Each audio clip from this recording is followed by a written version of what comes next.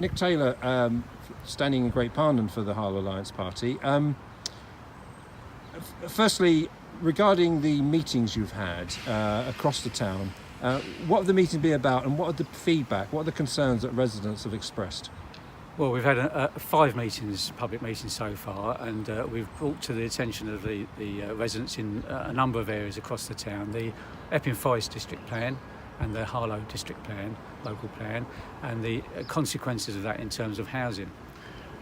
People have been very concerned that they've not been consulted by Harlow Council, and when councillors from other parties have turned up, people have let their views known about that.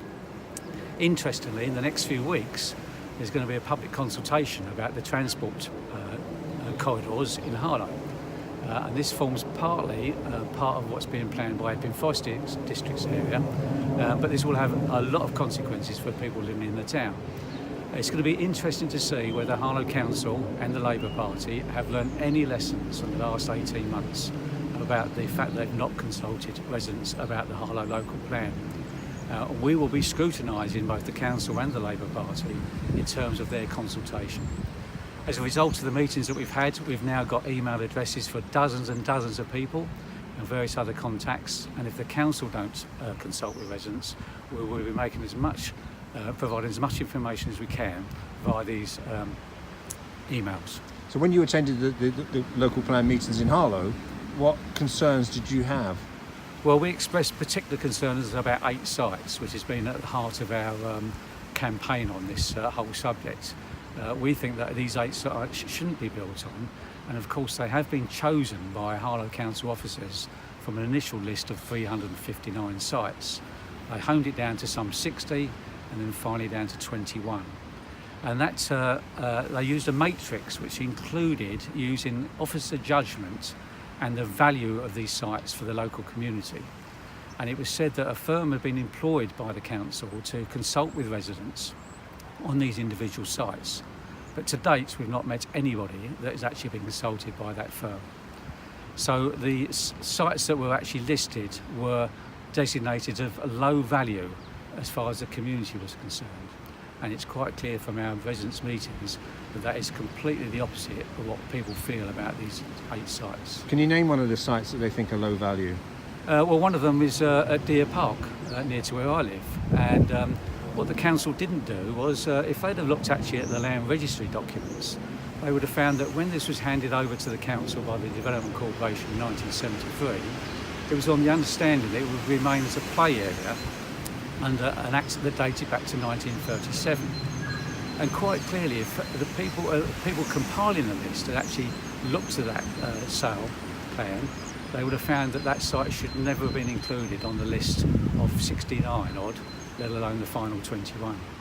And we now believe that in view of the residents' opposition, this site will never be built on.